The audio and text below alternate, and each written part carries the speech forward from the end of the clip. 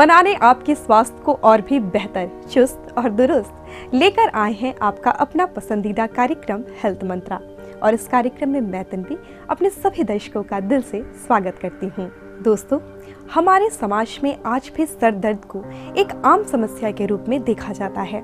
जब भी हम सर दर्द की समस्या से पीड़ित होते हैं तो बस हम एक मेडिसिन ले लेते हैं और उस दर्द से राहत पा लेते हैं। लेकिन सवाल ये उठता है कि क्या वाकई इस दर्द से राहत पाने का ये स्थायी तरीका है? और जवाब है बिल्कुल नहीं। इस तरह हम सर दर्द से तो राहत पा लेते हैं पर उसके कारणों से नहीं, और यही गलती आगे चलकर हम पर काफी भारी पड़ सकती है। तो आज की कड़ी में आपको स्वास्थ्य के क्षेत्र में फैली कुछ इन्हीं भ्रांतियों के विषय में जानकारियां देंगे और साथ ही साथ खास जानकारी देंगे सर दर्द के विषय में भी। सर में सामान्य या गंभीर रूप से कोई समस्या हो तो हमें सर में दर्द की अनुभूति होती है।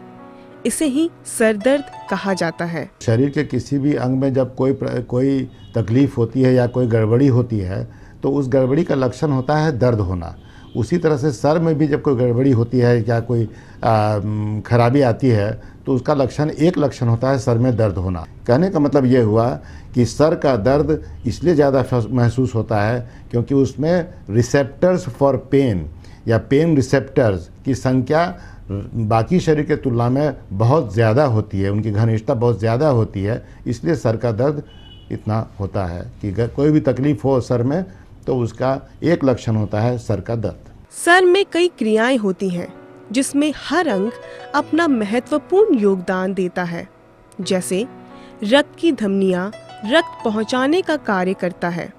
अगर इसमें कोई खराबी हो तो भी सर दर्द हो सकता है, या फिर ज्यादा देर भूखे रहने या तनावग्रस्त रहने से भी सर दर्द हो सकता है। सर का दर्द इसलिए होता है कि यदि खोपड़ी के अंदर की बात करें तो उसके अंदर में जो बड़ी बड़ी रक्त की धमनियां हैं जिससे खून जाता है ब्रेन में, वो जो नीचे में ब्रेन के नीचे की तरफ में वो, और ब्रेन के कवर जिसको ड्यूरामेटर बोलते हैं, जो नीचे बेसल ड्यूरा, ब्रेन के नीचे वाला ड्यूरामेटर वो, और कुछ तंत्रिकाएँ जो तंतुएँ जो नर्व्स जो कि ब्रेन से डायरेक्ट निकलती हैं वो, कुछ मांसपेशियाँ जो गर्दन के पीछे में हैं और यहाँ पर हैं वो, ये सब मिला करके इनमें कोई न कोई ऐसी हरकत होती है जिसके कारण से सिर में दर्द होता है। उदाहरण स्वरूप, यदि ब्रेन में गोला हो, फोड़ा हो, फुंसी हो या कोई ग्रोथ, कोई गिल्ठी बन रही हो तो वो नीचे वाले ब्रेन के जो मैंने कहा कि जो खून सप्लाई करती हैं मोटी मोटी धमनियाँ, उसके ऊपर में खींच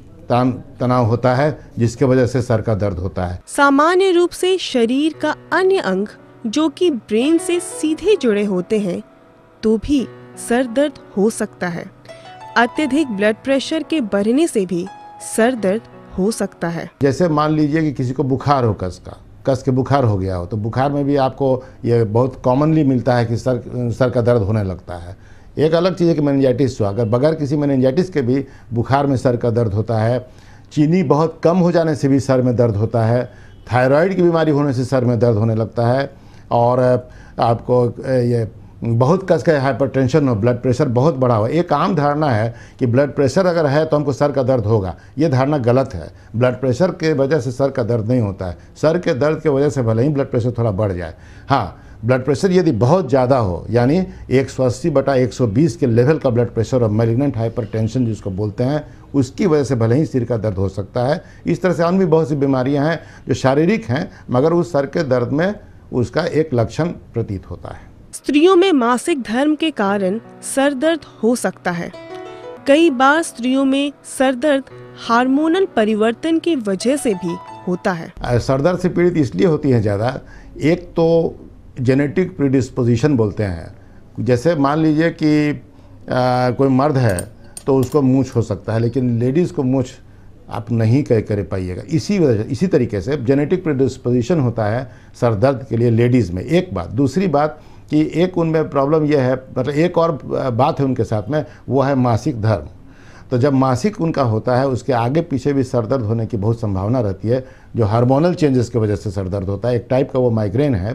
तो इस वजह से ले दे के मिला करके और कुछ उनका जेनेटिक डिस्पोजिशन और ये हार्मोनल ये सब मिला करके स्त्रियों में ये ज़्यादा होता है। ऐसे खाद्य पदार्थ से परहेज करना चाहिए जिससे एलर्जिक समस्याएं बढ़ जाती हैं, क्योंकि कई बार इससे भी सर दर्द की समस्या हो सकती है। अनबैलेंस्ड डाइट तो हर एक चीज़ के लिए जिम्मेदार है, सर दर्द तो बहुत उसका छोटा सा एक अंश है। हाँ, डाइट और सर दर्द में ये ज़रूर रिश्तेदारी है कि यदि आप भूखे रहते हैं, फास्टिंग रहते हैं, तो आप अक्सर पाएंगे कि व्रत वगैरह जो लेडीज़ करती हैं तो उनको सर का दर्द होता है। आप कई एक मर्दों में भी पाएंगे कि खाना अगर मिस हो गया एक बार का या छूट गया खाना एक बार का या भूखे रहना पड़ गया तो सर में दर्द होता है। एक तो ये हो गया। दूसरा, कुछ कुछ खाने के आइटम्स हैं, जैसे कि कोई कोई फल हो जाते हैं, केला, किसी को अमरूद से, या चॉकलेट है, या किसी को चीज़ जो पनीर होता है, कॉटेज चीज़, इस तरह की चीज़ों से खाने से इसके ये कोई बुरी चीज़ें नहीं हैं, मगर हाँ किन्हीं को इसकी वजह से सेंसिटिविटी होती है, एक तरह की एलर्जी होती है, जिसकी वजह से ये माइग्रेन वाला जो सर दर्द है वो काफ़ी कॉमनली प्रेसिपिटेट होता है। सर दर्द का इलाज करने से पूर्व कई आवश्यक जांच कराए जाते हैं ताकि पता चल सके कि सर दर्द किस वजह से हो रही है। ऐसे में सर दर्द का स्थायी इलाज हो पाता है। सर दर्द मात्र एक लक्षण है, जैसे मैंने पहले कहा था कि सर दर्द किसी न किसी कारण से होता है, और दर्द जब शब्द जुट गया तो उसका कारण होना जरूरी होता है। दर्द बेवजह कभी नहीं हो सकता है। तो जब दर्द है सर में तो उसका कारण निकालना होगा। जैसे मान लीजिए कि हम ब्रेन की बात करें, सिर के अंदर की बात करें, या ब्रेन जिसमें जो खोपड़ी के अंदर जो ब्रेन है, तो मस्तिष्क की बात करें तो उसमें बहुत से कारण हो सकते हैं। ब्रेन में ट्यूमर हो गया गिल्टी, जिसका क्या ऑपरेशन करके निकाल दीजिए तो इलाज है। ब्रेन में फोड़ा हो गया, जो कान बहते रहता है, बाद में ब्रेन में चल जाता है उसका रिम पस, तो उसके एब्सेस का ऑपरेशन करके निकाल दीजिए, हम लोग निकालते हैं, तो उससे उसका इलाज होता है। मेनिंजाइटिस हो गया तो उसका सर में दर्द होगा तो मेनिंजाइटिस का ट्रीटमेंट करिए, सर दर्द ठीक हो जाएगा। इसलिए कारण को पहले ढूंढिए, कारण ढूंढ करके उसके कारण का इलाज करने से सर का दर्द ठीक कराना और सर का दर्द ठीक होना उचित होता है, न कि सिर्फ दर्द की दवा खा के उसको दबाया जाए। कई बार सर दर्द खतरनाक परिणाम दिखा सकता है। अगर किसी व्यक्ति को सर दर्द के साथ अन्य और भी कई लक्षण दिखें तो फौरन ही चिकित्सक से शीघ्र संपर्क कर लेना चाहिए। आम सर दर्द सबको होता रहता है, इसका मतलब ये नहीं है कि आप बार बार न्यूरोसर्जन के यहाँ, न्यूरोफिजिशियन के यहाँ दौड़िए।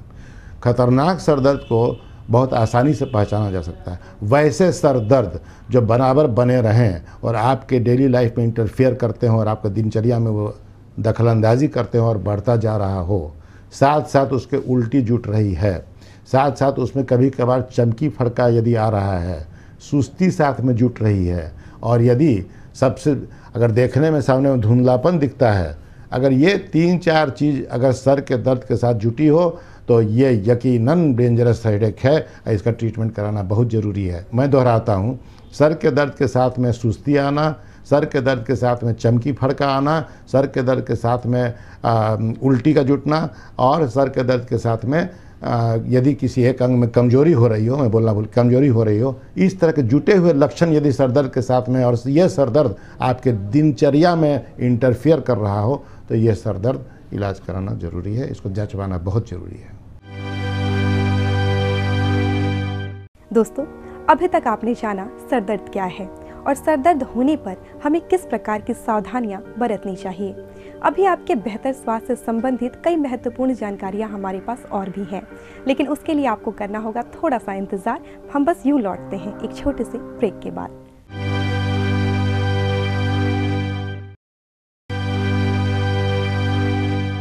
ब्रेक के बाद एक बार फिर से मेरे सभी दोस्तों का बहुत बहुत स्वागत हेल्थ मंत्रा में। और आज हम बात कर रहे हैं सिर दर्द के विषय में। जी हाँ, सर दर्द बढ़ने के पीछे एक महत्वपूर्ण कारण माना जाता है माइग्रेन को भी। बदलते लाइफस्टाइल में माइग्रेन से ग्रसित व्यक्तियों की संख्या तेजी से बढ़ी है और ये हमारी खुद की ही गलती का परिणाम है। आखिर में माइग्रेन होने पर हमें किस प्रकार की सावधानियां बरतनी चाहिए, आइए हम आपको दिखाते हैं अपनी एक खास रिपोर्ट। सर के एक हिस्से से सर के अन्य हिस्सों में गंभीर दर्द होना माइग्रेन कहलाता है। माइग्रेन एक किस्म का, एक तरह का, एक प्रकार का सर का दर्द है, और आपने ठीक कहा, ये बहुत कॉमन है, और 60% 60 से 70% न्यूरोलॉजी की बीमारी माइग्रेन का सर दर्द ही है। ये इसका महत्व है इस माइग्रेन का। ये एक प्रकार का दर्द है जो यथा कथा आए गाए बगाए किसी भी वक्त उठ सकता है, और जब उठता है तो बहुत ज़बरदस्त तरीके से उठता है। कोई ज़रूरी नहीं हो कि एक साइड से उठे, या कभी इधर से, कभी बाएं से, कभी दाहिने से उठेगा। पूरे सर में फैल जाएगा और जब ये कस के उठेगा उसके बाद में उसका एक सबसे अहम लक्षण है ये सर दर्द माइग्रेन का जब रहेगा तो आदमी कोई काम नहीं कर सकता, उस वक्त में उसको काम करना संभव ही नहीं है उसके लिए, और सर दर्द बहुत बढ़ जाएगा, उसको लाइट बुता कर रहने का मन करेगा, अंधेरे में शांति से उसको रहने का मन करेगा और उल्टियाँ उसको होंगी। ये माइग्रेन का हेडेक है। माइग्रेन कई प्रकार का होता है। अलग अलग माइग्रेन में दर्द की तीव्रता और लक्षण अलग अलग होते हैं। माइग्रेन ऐसे तो बहुत प्रकार के होते हैं जिसका माइग्रेन वेरिएंट्स बोलते हैं, लेकिन मुख्यतः 2 प्रकार का माइग्रेन होता है। एक migraine with aura, AURA aura, और एक होता है migraine without aura. Migraine with aura को क्लासिकल माइग्रेन बोलते हैं, माइग्रेन विदाउट ऑरा को कॉमन माइग्रेन बोलते हैं। क्लासिकल माइग्रेन कम संख्या में पाया जाता है, कॉमन माइग्रेन बहुत ज़्यादा कॉमन होता है। क्लासिकल माइग्रेन में दर्द होने के पहले उसके बहुत से लक्षण मिल जाते हैं कि ये दर्द हमको होने वाला है। जैसे कि दर्द होने के पहले आँख के सामने में झिलमिल झिलमिल झिलमिल लाइट चलेगा, एक तरफ से ऐसे मूव करेगा लाइट, फिर मुंह में हाथ में झुनझुनी टाइप की होगी, बहुत मोटा मोटी बता रहा हूँ। उसके बाद ये जैसे जैसे खत्म हो जाएगा वैसे सर का दर्द खूब कस के शुरू होगा। कॉमन माइग्रेन में ये हो गया क्लासिकल माइग्रेन, ये कम पाया जाता है। कॉमन माइग्रेन ज़्यादा कॉमन है लेकिन ये क्लासिकल माइग्रेन नहीं कहलाता है। इसमें ये लक्षण शुरुआत के नहीं रहेगा, अचानक सर में दर्द किसी भी वक्त शुरू होगा, ये कॉमन माइग्रेन हुआ। जो माइग्रेन तुरंत ठीक ना हो, बार बार अपना प्रभाव छोड़े और दैनिक क्रियाओं को गंभीर रूप से प्रभावित करने लगे तो सतर्क हो जाना चाहिए। माइग्रेन का दर्द तो वैसे आमतौर पर खतरनाक कम और तंग ज़्यादा करता है, मगर इसमें कोई कोई टाइप के माइग्रेन हैं। जैसा आपने पूछा था शुरू में कि माइग्रेन किस किस प्रकार के होते हैं, उसमें कुछ प्रकार के ऐसे माइग्रेन हैं जैसे कि ऑप्थेल्मोप्लेजिक माइग्रेन बोलते हैं। उसमें आँख में रोशनी, शुरू में मैंने कहा कि झिलमिल झिलमिल दिखता है, अंधेरा सा आता है एक साइड से, फिर झिलमिल आता है उसके किनारे किनारे, तो वो परमानेंट रह सकता है। और या आँख के मसल्स में लकवा मार देता है, इसको ऑप्थेल्मोप्लेजिक माइग्रेन बोलते हैं। ये परमानेंट रह सकता है, ये कॉमन नहीं होता लेकिन यही इसके खतरे। एक होता है हेमीप्लेजिक माइग्रेन, माने एक साइड में लकवा मार देगा। माइग्रेन जब होगा तो झुनझुनी जो होकर के ख़त्म हो जाती है उसके बाद दर्द होता है, ये झुनझुनी परमानेंट हो जाएगी और वो हाथ पैर काम करना बंद कर देगा, वो परमानेंट हो जाएगा। ये सब कॉम्प्लिकेटेड माइग्रेन हैं, इनको ऑप्थेल्मोप्लेजिक माइग्रेन, कॉमन हेमीप्लेजिक माइग्रेन। एक होता है बेसिलर माइग्रेन जो पीछे साइड से होता है, तो खैर वो तो मेडिकल डिटेल है। तो इस तरह के माइग्रेन खतरनाक होते हैं। माइग्रेन की समस्या होने पर लाइफस्टाइल में बदलाव लाएं, एलर्जिक खाद्य पदार्थों से परहेज करें, तनाव मुक्त रहें, साथ ही साथ चिकित्सक से संपर्क करें। माइग्रेन का इलाज दवाएं हैं उसकी, और यदि माइग्रेन बहुत बहुत दिन पर आता है तो उसका इलाज, जैसे अगर क्लासिकल माइग्रेन है जिसमें पता चल जाता है मरीज को, तो उसका इलाज हम अगर साल में 1-2 बार आ रहा है तो उसको उस टाइम के लिए दवा बता दें कि अगर शुरू होगा तो ये दवा तुम ले लेना। लेकिन जिसका माइग्रेन हफ्ते में 1 बार या महीने में 2 बार 3 बार हो रहा हो, उसको ये माइग्रेन का ट्रीटमेंट कर देना ज़रूरी है कि ये जड़ से ख़त्म हो। उसके लिए दवाएँ हैं। प्रोप्रानोलॉल दवा बोलना मेरे लिए मुनासिब नहीं है टीवी पर, लेकिन प्रोप्रानोलॉल ग्रुप ऑफ ड्रग्स हैं, फ्लोनाराजिन ग्रुप ऑफ ड्रग्स हैं, सुमाट्रिप्टिलिन ग्रुप ऑफ ड्रग्स हैं, वैसी वैसी दवाएं हैं जिसको कि लगातार लिया जाए तो धीरे धीरे करते करते माइग्रेन क्योर हो जाता है। कई बार सर में चोट की घटना को नज़रअंदाज किया जाता है। ये नज़रअंदाजगी आगे चलकर गंभीर परिणाम दिखा सकती है, इसलिए सर की चोट को हल्के में ना लें। हर एक चोट के लिए आप न्यूरोसर्जन के यहाँ नहीं दौड़ सकते हैं, और नहीं ये दहशत मैं फैलाना चाहता हूँ कि हर एक चोट का मतलब है कि आप न्यूरोसर्जन के पास जाइए, ये नहीं है। लेकिन हाँ, किस चोट को आप नेग्लेक्ट मत कीजिए, किस चोट का आप इग्नोर नहीं कर सकते हैं, नहीं करना चाहिए। वो नंबर 1 वैसी चोट है जिस चोट के बारे में मरीज़ को खुद भी ये पता नहीं हो कि ये कैसे हुआ, मुझको चोट कैसे लगी चोट। यदि उसको उस सीन का, जो चोट लगने वाला सीन, जैसे एक्सीडेंट हुआ, यदि मरीज़ कहे कि हमको याद है कि मैं मोटरसाइकिल से जा रहा था और ये ऐसे में गिरा वैसे गिरा, ये हुआ, आमतौर पर ये सीरियस चोट नहीं है, क्योंकि उसको मेमोरी उस समय का है। यदि कोई कहता है कि मैं मोटरसाइकिल पर जा रहा था पर मुझको याद नहीं, उसके बाद मुझे तो लोग उठा कर किनारे रख रहे थे, ये एक्सीडेंट कैसे हुआ ये हमको नहीं मालूम, यह मेरे याद में नहीं आ रहा है। ये पहला निशानी है कि सिर का चोट जिसका सीरियस हुआ है। दूसरा है, यदि सर का चोट हो जाए और मरीज़ को थोड़ी देर में हो कुछ पता ही नहीं चल रहा और उसके सिर में दर्द होना शुरू हो और दर्द के साथ में उल्टी जुट जाए, तो ये सीरियस मामला है, इसको जरूर जांच करके दिखलाना चाहिए, ये सीरियस सिर का चोट है। दोस्तों, अभी तक आपने जाना माइग्रेन क्या है और माइग्रेन होने पर हमें किस प्रकार की सावधानियां बरतनी चाहिए, साथ ही साथ उसका निदान कैसे संभव है, इन तमाम बातों की जानकारी हमने आपको दी। और हमने आपको ये भी बताया कि सर में किसी भी प्रकार की चोट लगने पर किस प्रकार गंभीरता से उसका उपचार कराना चाहिए। अभी आपके बेहतर स्वास्थ्य से संबंधित कई सारी महत्वपूर्ण जानकारियां अभी भी हमारे पास शेष हैं, जिनको जानने के लिए आपको करना होगा थोड़ा सा इंतजार। और यहाँ हम लेते हैं एक छोटा सा ब्रेक।